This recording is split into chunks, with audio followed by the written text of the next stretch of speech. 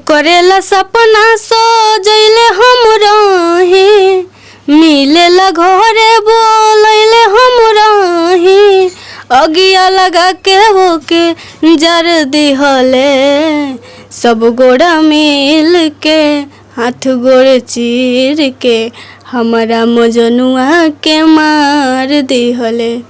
अच्छा, दूसरा गाना आपका?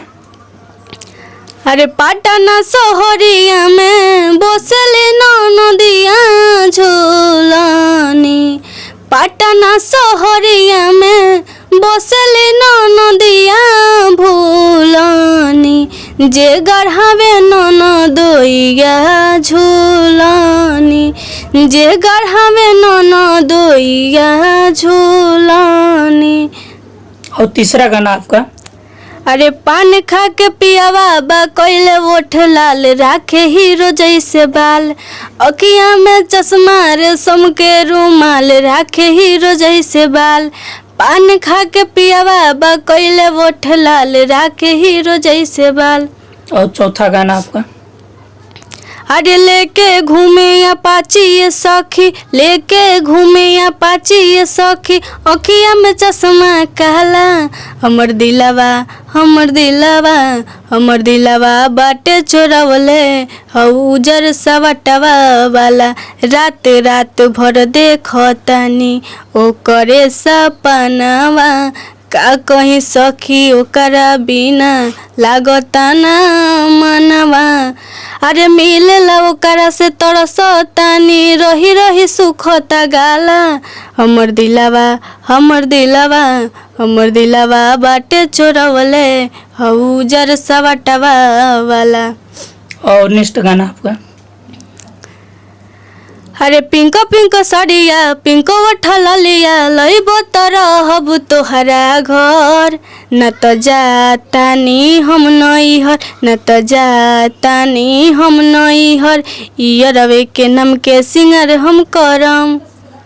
अच्छा, आपका कोई भक्ति गाना गा दीजिए, कोई भी भक्ति गाना। नवमी में 9 दिन करब माई के पूजा नवा, नवमी में 9 दिन करब माई के पूजा नवा, जाके बजरिया से लाई दो समनवा, जाके बजरिया से लाई दो समनवा, नवमी में 9 दिन करब माई के पूजा नवा। और आपका एक जो गाना जो है मतलब कुछ ऐसा जो आप बता दीजिए, इतना 2 साल से आप जो गाना गा रहे हैं, 2 साल में सबसे अधिक जो गाना चला है वो गाना गाइए आप, जो सबसे अधिक चला वो गाना। हमरा मजनुआ का मार दी ये सॉन्ग चला था। अच्छा, जो आप गाए हैं जी। और इसके अलावा कोई दूसरा गाना? और चला है सब, बाकी जितना चला लेकिन है। लगभग जो है आपका कितने मतलब गाना गा दिए होंगे? लगभग 50-60। 50-60। और आप कौन कौन से कलाकार के साथ गाना गाए? अमित पटेल, धड़कन धनंजय, अच्छा, अशोक अलवेला, सुभाष राजा जी। अच्छा, तो आपको सबसे मतलब है कि आप इतने एक्टर के साथ आप जो गाना गाए, तो आपको कौन सा एक्टर अच्छा लगा इसमें? सब अच्छे लगते हैं, ऐसा कुछ नहीं है। अच्छा, आप ये बताइए कि आप जैसे देखते हैं भोजपुरी फिल्म ही ज़्यादा पसंद करते हैं आप? नहीं, हिंदी? साउथ। अच्छा, साउथ। जी। तो आपको सबसे अच्छा जो आपके मन पसंदीदा जो हीरो है कौन सही लगता है? अब उसमें कोई खास नहीं है, सब है। सब है। जैसे अगर आपके पास 2 चॉइस दिया जाए आज जो ट्रेडिंग में चल रहा है, खेसारी जी और पवन सिंह, तो खेसारी और पवन अगर दोनों अगर आपके सामने खड़ा किया जाए तो आप किसको पसंद करिएगा? दोनों ही पसंद है, इसमें कोई शक वाला बात नहीं है। मैंने दोनों? जी। मैंने दोनों को है कहीं पे दुखी नहीं करना चाहते हैं। तो आप बताइए जो मतलब ये जो होता है ना कि जो आपका पवन सिंह अगर अच्छा लगता है कि खेसारी अच्छा लगता है कि उसके अलावा मतलब कोई और है जो अच्छा हीरो है? यानी अंकुश राजा जी। अंकुश राज जी।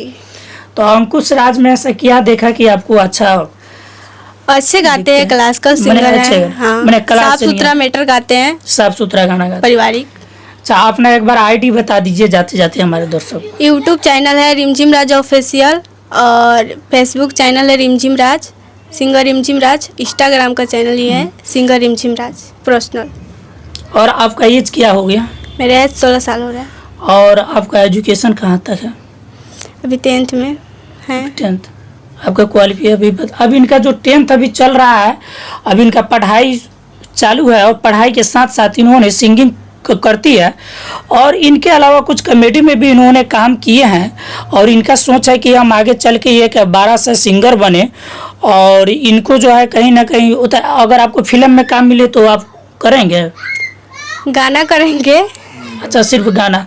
इनका मन है सिर्फ हम गाना ही गाए, चाहे किसी भी फिल्म में हो चाहे कहीं पर भी हो, स्टेट्स हो, तो सिर्फ एक गाना गाने में ये फेमस है।